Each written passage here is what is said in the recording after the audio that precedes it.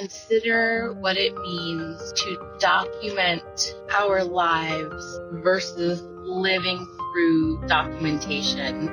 And that is in a neutral way. Like, I am not even claiming that one is better than the other, actually. I mean, I think we could all agree that, like, being alive, being present is the ultimate form of life, right? Like, being in the moment and seeing all that is. But I think the gift that this medium grants us is the ability to do that once the moment has passed, and knowing that it's okay.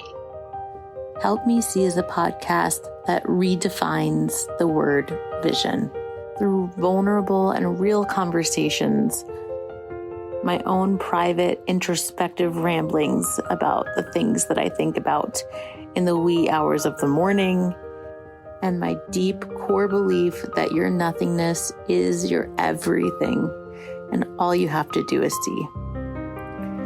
I'm Bianca Mora. I'm your host. I am an educator, a photographic artist, and I believe that your daily photo habit can be the key to unlocking the ability to be more present in your everyday life and live deeper into your intention and purpose. We're not about the small talk here. Grab your coffee, get cozy, and let's talk.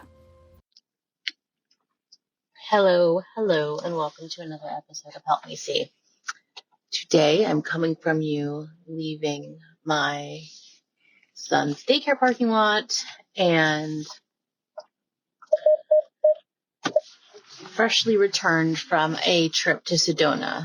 This was not a work trip. It was a trip with some family members, a girls' trip of sorts, and it was intense.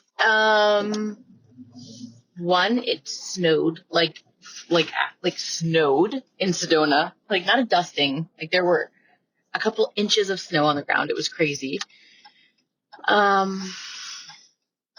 And I had never heard of vortex before. I've heard of vortex, but I didn't know exactly what it was. So I learned about that. And then I went there. I did the thing where you sit, and my mind frantically trying to figure out, like, what was the most important thing I could be mindful about in that moment. And the irony of that, of course, was defeating the purpose.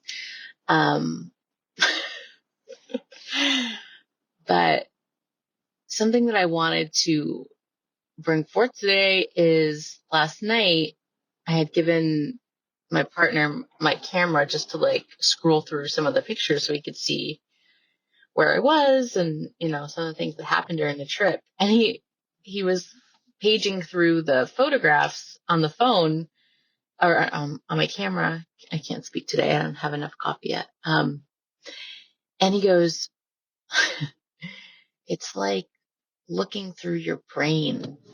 And I was like, what? So, of course, I was, like, impatient because when I flick through the cameras on my phone, or on my camera, I look so fast. And he was just going, like, one by one by one. And I was like, what do you mean? He's like, oh, it's just like looking inside your head, looking at your pictures. And then he proceeds to tell me that it's his plan that if I die before him, I was like, oh my gosh, what the hell? He's like, if you die before me, I'm going to take all the photographs you've ever taken and, like, put them together with, like, a Johnny Cash's Hurt song, because that's my favorite song. Which is, again, kind of morbid. He's like, and just play it. I think it'll be really cool. Like, all the photos I've ever taken. I was like, oh my gosh, it's really interesting. And when he said that, I started thinking about, like, wow, like, how interesting would it be to, like, combine I don't know about you, but for me personally, there's, like, this line in the sand of, like, my personal photos that I take and, like, with my cell phone that are very, very down and dirty. And then, like, the photographs I take that feel a little bit more formal to me. And, there's more effort put into it. Like there's more intention behind how I would like it to be because it's the vision I have. But then when he said that, I was like, oh my gosh, to combine the two could be really eye-opening, but I have to be alive to do that. So I might, I might ruin his project and do something in the meantime. But all that to say, I'm bringing this here to consider what it means to document our lives versus living through documentation. And that is in a neutral way. Like, I am not even claiming that one is better than the other, actually. I mean, I think we could all agree that, like, being alive and being present is the ultimate form of life, right? Like, being in the moment and seeing all that is. But I think the gift that this medium grants us is the ability to do that once the moment has passed, and knowing that it's okay. Like, although it's ideal to be present and alive and fully there in that moment, it's not possible to have all of your senses and all of your presence dialed in at 100 million% every minute of the day. This is one of the things that I rifled with during this trip, because I've had this weight on me of like, why is it that I feel like I can be in such a blissful state of presence when I'm in a session with someone else? And it's like, it can be difficult to map that back with my life. And obviously I know, the baggage and the responsibilities that come makes that so as well. But at the same time,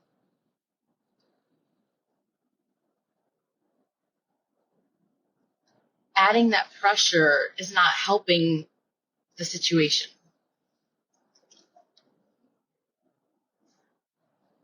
Okay, so what the fuck do I mean? Basically, there are times where the moment has passed that I still don't feel complete.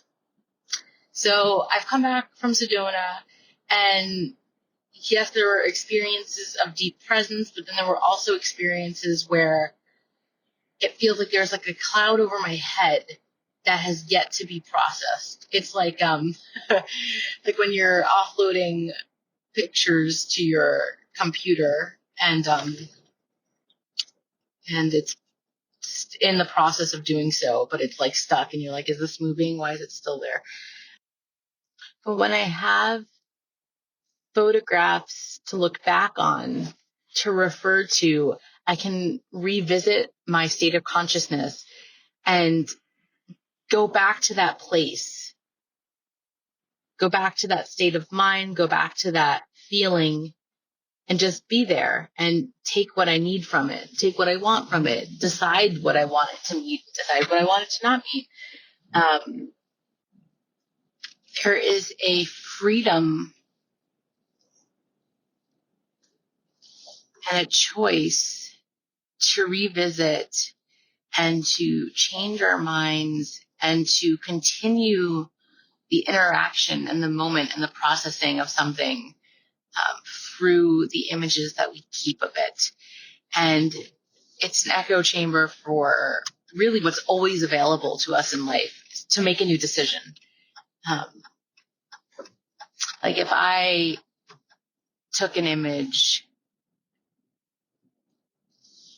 and I underexposed because I really wanted it to be all about the highlights of that image and kind of distill that. But then when I go back, I find so much meaning and love in the shadows of it. And I decide I don't want it to be a super contrasty image that's all about just the highlight points, then I can make that decision later. And I can change my mind. And I think when we're thinking about our lives and the way we've been, and things that we want to change that feel almost insurmountable, I think there's a lot of ideas, interesting ideas, as my coach Haley Carr would say, interesting ideas around how hard it must be to undo something that's been that way for half of our lives. But the fact of the matter is that in an instant, everything can change. And I think that most of the time we think about that as a scary thought. In an instant, everything can change and everything bad can happen and your whole life has changed. Yes. And then also in an instant, you can make a wonderful, simple new decision. Over and over again, you can make that new decision. I was reading something around how, I believe this was Haley as well, around how sometimes we can feel like being able to move past something feels like we're dishonoring the experience of it. Like it shouldn't be this easy. So like you're subconsciously suppressing yourself. Like, oh, there's no way I can just feel peace because I haven't my whole life. And it's because I have all these really good reasons why, right? But really it's a decision and it's a state. In my NLP course that I'm doing right now, she talks about the importance between distinguishing states versus goals. And how whenever I think about what I want, it's always a state. But really, a state is something you can just decide in an instant. So when you're deciding to work towards something that's external, it's a goal. I can feel like inner peace feels very external from me, but really it's just a decision to be in the knowing that everything will always be okay no matter what. And my struggle is that I have that deep knowing when I have a camera in my hands and I'm like taking photographs for someone. Everything will always be okay no matter what. Everything is perfect that is happening. I am like with it. But mapping that back to my life is really difficult for me. So that's my life's work, and talking about it is really, really helpful in forming and strengthening those neural pathways. But with the photographs, back to the photographs and back to like the comment that my partner made around how looking at my camera, like the photographs I took on my camera, without me filtering, like without me having like, oh, these are my selects or this is what I edited. Like it is like a stream of consciousness, right? It's like the idea of waking up early in the morning and just picking up a pen and free writing or journaling, it's just what comes out without the filter, without the editing.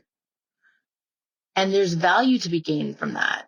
I think that oftentimes we're so taught that to be a strong curator and to curate your life and to curate your work and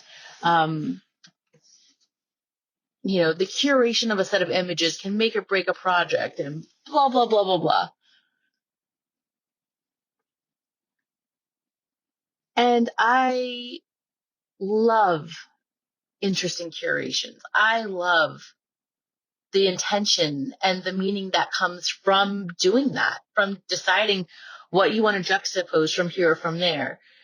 But there is such inherent value in taking a moment before you curate, before you decide, which darlings to kill of your work, to take a step back and witness your own stream of consciousness in the work that you created.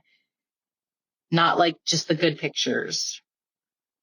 Not like brushing the bad pictures under the rug and being like, well, that's not interesting. That's not interesting, but that's interesting.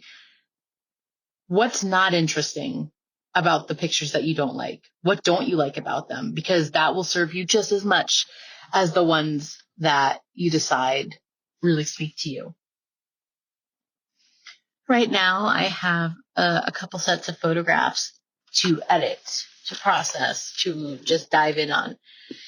And I look forward to it. It's like I think about them as like a treasure trove. Like I cannot wait until the time feels right where I can go into my basement and just like dive into those images. But I also have this weird knowing of when is and when is not the time to do it. Like there's a set of images that I'm so curious about looking at. But I also know I wasn't able to process really, like my feelings and my thoughts were not in sync with me being present in that moment there. So I know that there's some contemplation to be had in the editing process. So I'm waiting until I know I have more mental space to do that. There's also images that I take that I just like, I'm chomping at the bit because I felt so like in sync throughout all of it, but neither one is right or wrong. I think it's so beautiful that this medium grants us the opportunity to like align ourselves and to come to a place where we feel, aligned with the images that we took. And there's also space to be like, I don't even know what this means yet. And I might not know for years, but it's here. And this feels beautiful to me and this feels important to me. And I don't have to know everything about it. I don't have to have an artist statement for everything I've ever done and for my mission and for this project and for whatever. All I have to have is a pure intention, an intention of truth, an intention that feels like mine, like home, even if I don't have the words for it. Okay, so that is it for now. I don't even feel complete with this conversation because it feels so juicy, and I'm going to probably dive back into it this week. But reach out if you have any thoughts. I would love to hear. I would love to hear what came up for you during this. Now let me think. Is there any prompt here? The next time you're looking at your images, whether it's like personal, just on your photo scroll on your phone before you pick your favorites, or if it's you're a photographer and you shot a session, before you just go through and select your favorites, just take a moment and zoom out and sit with looking at the whole. And as you dismiss the images that you're like, meh, lukewarm, just take an extended beat and see if there's anything there for you about why you're meh about it. Or if there's anything there for you in witnessing, yourself from your seat of consciousness. Like, oh, I tried that, it didn't work.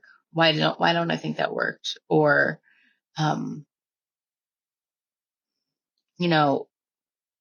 looking at the images and understanding and having an appreciation for the fact that right now, that photo isn't interesting for you or isn't a select that you would make. But in a year from now, that could be your favorite photo. It's really interesting. Okay, that's it for now. I'm going to finish my coffee and I'm taking the rest of the day off. I need space. I hope you have a wonderful rest of your day, and I will catch you next time. Also, if you're interested in continuing and having weird conversations with me around stuff like this, make sure you sign up for my email list. I have all sorts of exciting things coming up. I have a visioning workshop that's coming up very, very soon. Like I'm probably in the next week or so. And then I have a workshop that I'm creating right now around photo yoga, which I have been simmering on this idea for so long and I'm so excited about it. So if you want to get weird with your photos, whether they're just personal photos or professional work, whatever the hell, it doesn't matter because it's all the same.